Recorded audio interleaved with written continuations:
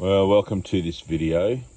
Today I'll be using the whiteboard just to try and take advantage of perhaps the artistic skills or lack of artistic skills that I seem to have gathered to myself in this dreaming experience, which hopefully will become entirely useful in the activity of salvation, since the Spirit uses whatever you have made for your own good to help you escape from the dream and from the situation you seem to find yourself in.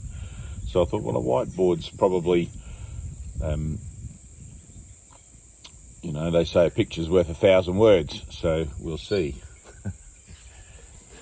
One of the things that I wanted to try and portray on the whiteboard is the idea of the dream within the dream. And it gets a little bit difficult to explain it if, as perhaps a good Course in Miracles student, your mind is constantly focused on concepts and looking for errors or looking for inconsistencies in concepts, which is what the ego does. It looks for a chink in the armour in everything. And as with anything spiritual or anything that is unremembered or unknown, because that's what we're doing, we're taking a leap of faith into the unknown all the time, you have to take things on face value exactly as they seem to be and not worry so much about the analytical mind or that part of the mind that tries to work it out, which is really just nothing more than an attempt to dip a toe into the ocean rather than just to jump full faith into the ocean and just trust that it'll be fine, you can swim and it's not too deep for you and all of these sorts of things. So if I look in the Course in Miracles, it'll tell me that a tiny mad idea entered into eternity. So if I use this idea of the whiteboard, forget about the frame around it perhaps, and imagine that the whiteboard went on forever. It was an endless whiteboard, and that can represent then eternity. And all of a sudden, into the mind of God's Son, there's a tiny mad idea, right? This tiny little speck. And because all I'd ever known before as mind is eternity, which goes on forever and ever and ever, and nothing else. Now you've got to imagine that eternity is love, unconditional love, a state of perfect love, where I'm one with all things. There's no such thing as separation, not really one with all things in that sense, because there are no all things, everything's the one thing. But because this tiny mad idea, and we'll call it free will for a second, because this tiny mad idea entered into the mind of God's Son in eternity as free will, it's like a scratch on a new car or a scratch on a black car. You just notice it. You notice it and you become fixated on it. And you start to wonder, how is that even possible? How did I get a scratch on my new car? It's literally brand new. I haven't hit anything, whatever, and you don't know how it got there. And there's this whole thing, right, into the mind of God, into eternity, crept a tiny mad idea at which the Son of God remembered not to laugh. And in the forgetting to laugh, because the sound of eternity is, I think in the Bible it says the sound of heaven is like the laughter of little children. All of a sudden, just for an instant, that laughter seemed to stop. And the mind became fixated on this tiny mad idea, which then began to become seemingly possible and capable of real effects, and seemingly extending in its potential as an idea sort of everywhere. Right, there is nowhere, like, just simply because it became fixated on. We'll go out this way as well. So all directions, always, everywhere and everything. All of a sudden, and I'll try to use Course in Miracles references for this, but all of a sudden God, which is the whole, and you can liken it to having like a hole in a bucket, right? And you're like, oh, I'm going to lose all the water if I don't stop up that hole in the bucket, Eliza. All of a sudden God said, whoa, let's put a limit on that, a limit on time and space, which is what this represented as an idea of potential. And then all of a sudden, I'll just clear the middle bit away. All of a sudden in eternity, oh, that'll be right, there became this discoloured blue smudge.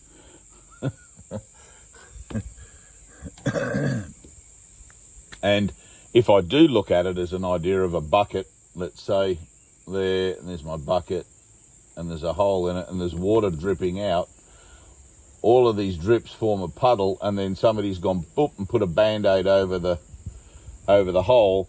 But all of these drops that came out, which is you, me, and the other 7, 8 billion, trillion, whatever we are that are in the world, are contained within this. Oh, something just bit me. Welcome to Australia, where something just bites you. Hopefully it was just an ant. So there's 8 billion, and I'm just using this very, very figuratively for a second, like whatever it is, ideas of myself in this encapsulated tiny mad idea as potential, right, as possibility of real effects, not as reality itself.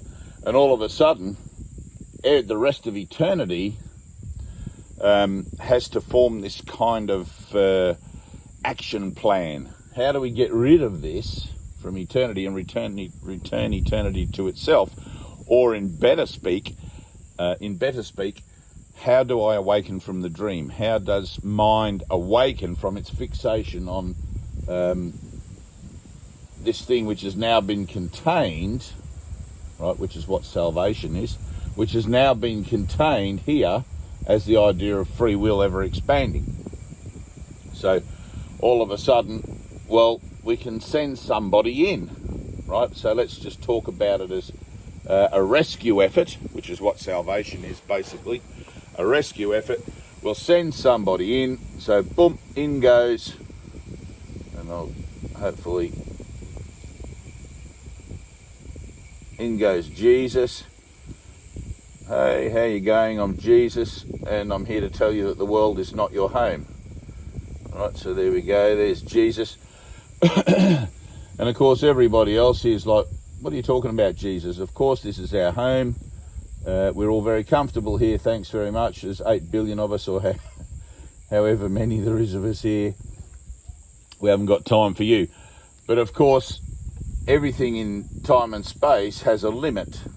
And eventually all these things here, all these ideas come up against their own limit. And they realise, or they start to realise, perhaps however dimly, that they're contained within the limitations of their own beliefs, of their own ideas. And they start to see it again and again and again and again, and they start to experience this idea of death of potential here, or the idea of no more potential. And they start to get quite agitated by it.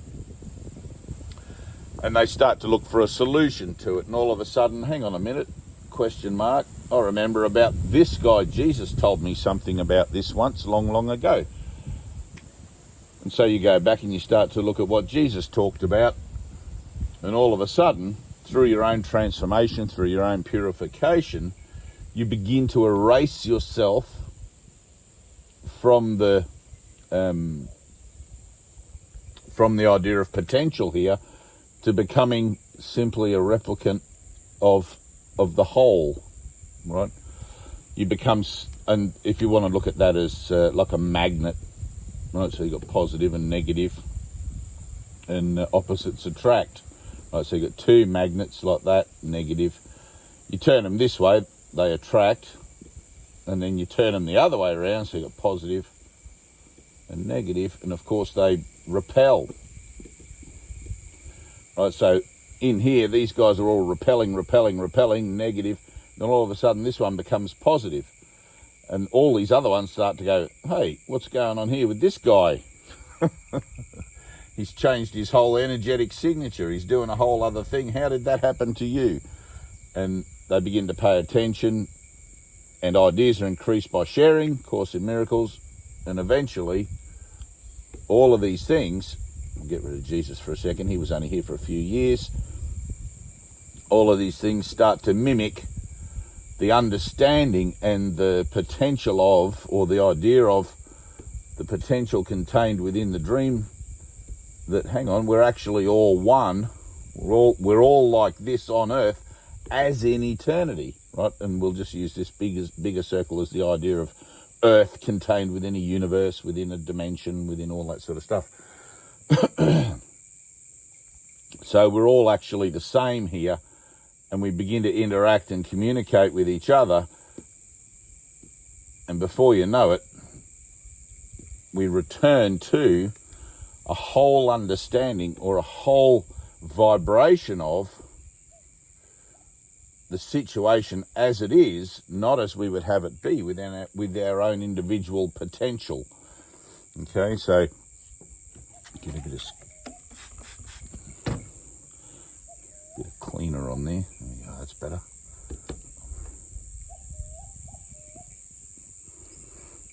And as we begin to change our minds and heal our minds about our ideas of ourselves, rather than exploring the seemingly limitless potential of our encapsulation within the limitations of time and space that God put us in for our own safekeeping and to stop everybody else leaking out of the bucket. It's like, no, don't go out of there. No, it's like, no, closed, continuum closed, universe closed.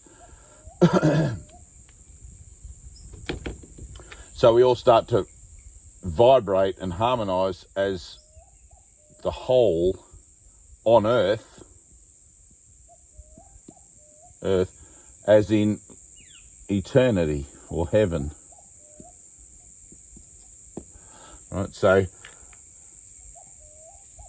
when we vibrate on earth, when we resonate, when we associate as a singular, right, there's nothing outside of my mind. We're all the same in here. We all have exactly the same potential. We all have exactly the same situation. It doesn't matter that my particulars over here looks like this and yours over here looks like this. It's the same thing because none of us can get outside of that whole thing. But once we start to harmonise as a singularity, once we come to the acceptance of the idea that we're all one, then the idea of potential in here begins to collapse. Okay, and so Jesus talks about it in the course as collapsing time. And of course, time can't collapse without space also collapsing. And the circle begins to become smaller and smaller and smaller because we're no longer interested in looking out there to exact our potential. We're now looking within and we're bringing that circle smaller and smaller. The need for it to be less and less and less until finally we're back to the tiny mad idea here. And this is the idea of be still and know that I am God, therefore God. Right? You come right back to here until finally all of a sudden you can be awoken from the fixation on the tiny mad idea and boom shanka, there we go, I just rubbed it out. Boom shanka, your vibration becomes so singular, right? You start to focus on, and this is through meditation, right? So if I draw in here,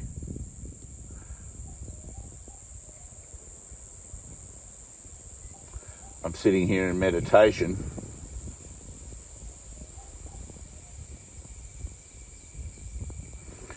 I start to focus on my true self in here, and all of a sudden, when my mind is at a resonant frequency of calmness and peace, rather than doing this with all my erratic thoughts, I can go beyond the fixation on consciousness, and kaboom, all of this vanishes.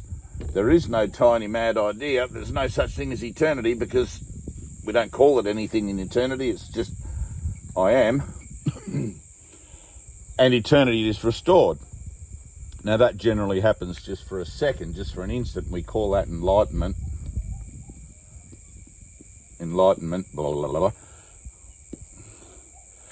which is the restoration of the memory of truth, right? And within each of us, that spark or that living memory is contained safely. If I draw my face back again, well, I need to put the heart in.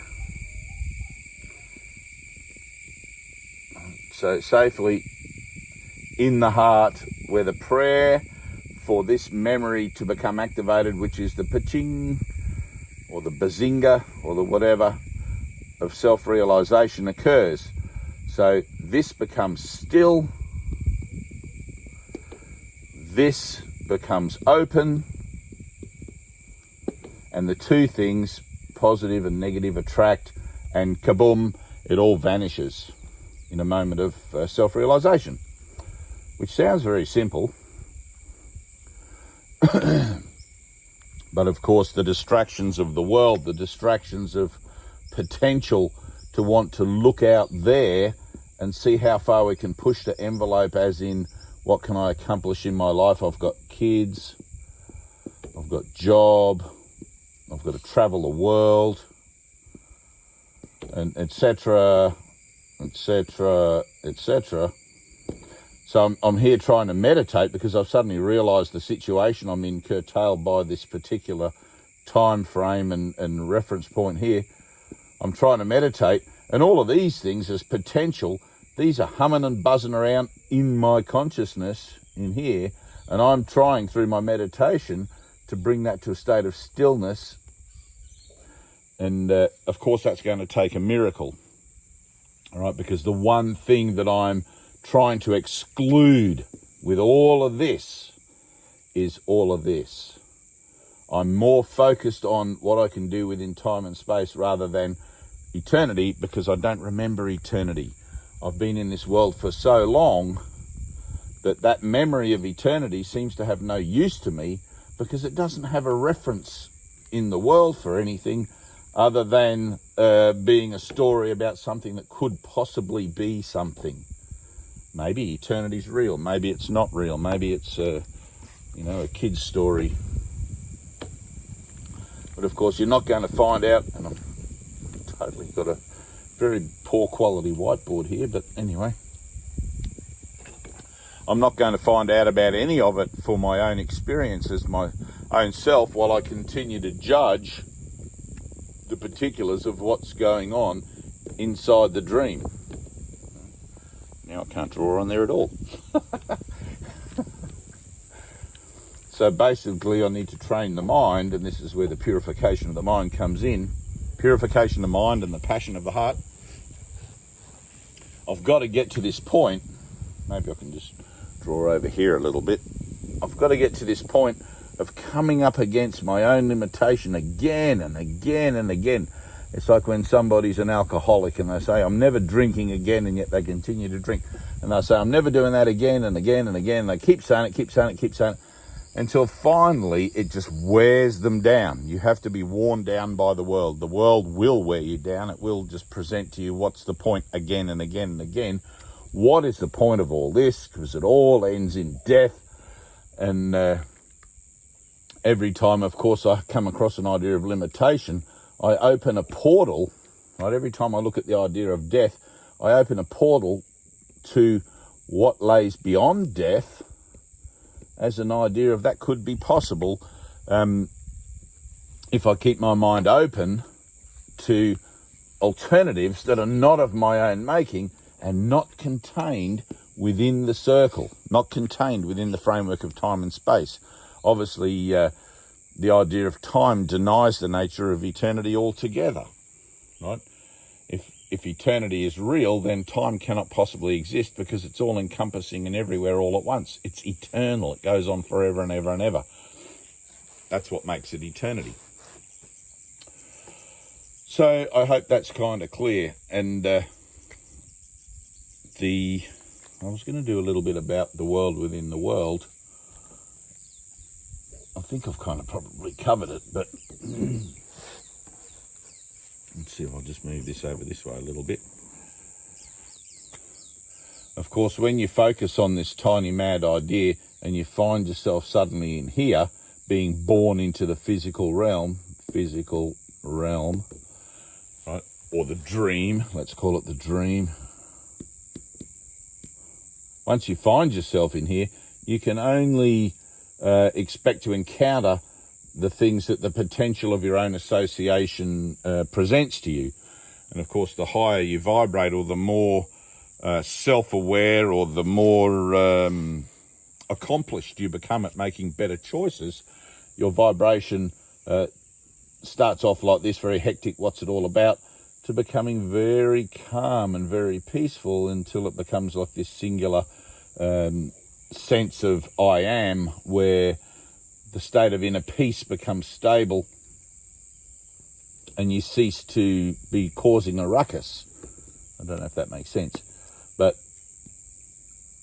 you just harmonize with the dream in its entirety. So what happens is you seem to find yourself in the dream, learning about time and space, within which you have your own potential and everything seems to be going on. And let's say this is all of the universe here, and then we've got planet Earth here all of a sudden, and you're floating around out here as an idea of yourself. All of a sudden, because the world was made as a place, and this is Course in Miracles, the world was made as a place where you can come to experience death and learn to get the results of your own thinking, and thereby learn the power of your own mind as being that of choice. You come to the world, and let's do it this way. Here's Australia on top. You get a bit tired of being portrayed as on the bottom, because who said we're on the bottom anyway? New Zealand. And there's all these other countries that possibly you live in wherever you are. And you find yourself here, and you go about enacting your potential all over the place. Maybe you go on a holiday over to this country and over to that country, and you set up a business over here. Maybe there's another one over there, and perhaps you've got a home base here, or people you like, people you dislike, all that sort of stuff goes on.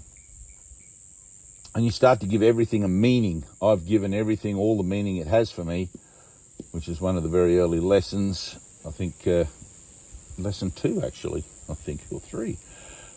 You give everything a meaning, and therefore establish this within here as having some kind of reality for you. But of course, and this is just, I'll just do this very simply, it actually doesn't have any meaning. My mind has to give it meaning for me to be able to navigate my way around it. It's actually just this. And there's Australia again, New Zealand. It's actually just that. It doesn't have any meaning on it. And all of a sudden I find myself here going, oh, it's meaningless. The whole thing's meaningless. Not meaningless as in, oh my God, it's meaningless. What am I going to do? I'll kill myself. But meaningless as in, okay, so it's meaningless. Now I have an opportunity to learn the true meaning of what this is all about in its entirety, rather than attempting to establish individual meaning as I go in combative efforts against other people that are also trying to give their countries meaning and their lives meaning, like that, and causing all these conflicts around the world and within each other and all these, which is only going on in my mind, in the minds of the perceiver. And of course we play that outside of ourselves because we're always looking outside rather than within for meaning. I look out into the world and I think, well, that person means something to me because they're my wife and these are my children and everything else like that. But actually it's not true. Nothing I see means anything. The whole world is meaningless of my meaning, but is set up as a place where true meaning can be discovered. But I have to stop looking outward and I have to start turning my attention within and looking at this thing that I believe about myself to be true, this tiny mad idea, which actually has no truth whatsoever and can't possibly have, because eternity is everything. So there's this process of a kind of a willing self-sacrifice of association here, where this dot that I'm focusing on, or this idea of myself that I'm focusing on, just becomes smaller and smaller and smaller until I realise I don't actually exist. when I don't actually exist, that may come as an extreme shock to the system for a second. But once that stabilises that I don't actually exist, then I'll seem to still find myself within the framework of time and space, but there'll be nothing to focus on. I'll be in the world, but not of it. Right? It won't bother me that I seem to be a physical thing for a minute in time and space. I'll actually be happy about it, because all of a sudden my mind has been relieved from doing this, and now I'm doing this. Beep, like the test pattern on the television. So, and you'll find yourself at peace in every situation in which you find yourself with, including those people that live in other countries. Right? You don't need conflict with them. Perhaps they don't understand all of this yet either, but you can point them through your own sense of self to the ideas of limitation and help them to fulfill the potential of their own expectations of what the dream might be offering them, with the understanding that they're still going to die anyway.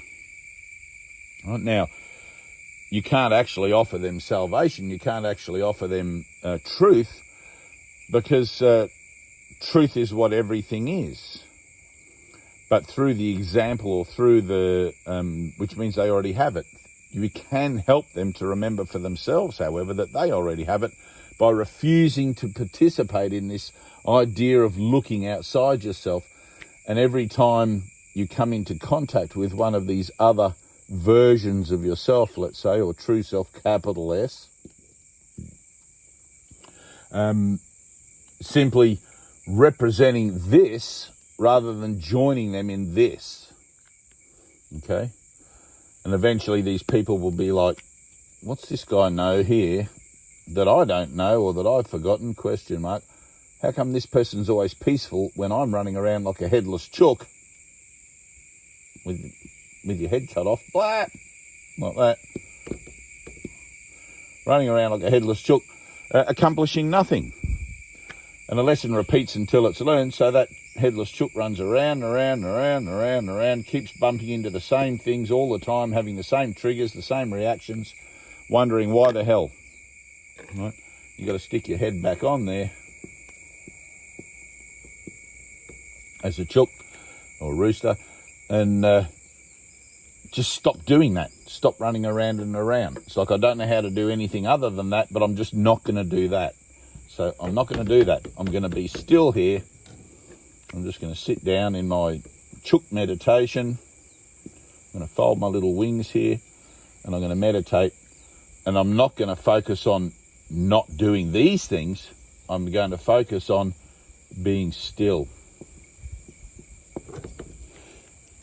And I really hope that is helpful. If you join us in our Zoom meetings, we might do a chicken meditation, a headless chicken. I'll see if we can come up with something for that. And eventually your mind just becomes still, becomes silent and peaceful, and the internal world, or the world that I think I see, begins to reflect a singular vibration within my own sense of self as the singular vibration of eternity, which seems to be outside of my sense of self, but which is actually contained within me, because I am all one with all things, as above, so below, as within, so without. Potential for a dream, potential to experience myself as separate, can't ever be enacted. It can only ever remain as potential.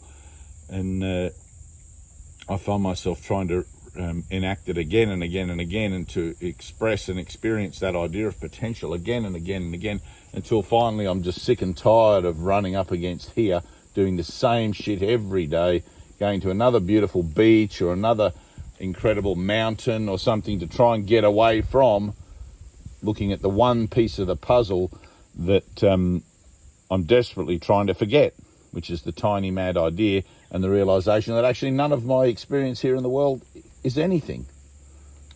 It doesn't exist. There is no world. All right. I love you. Peace.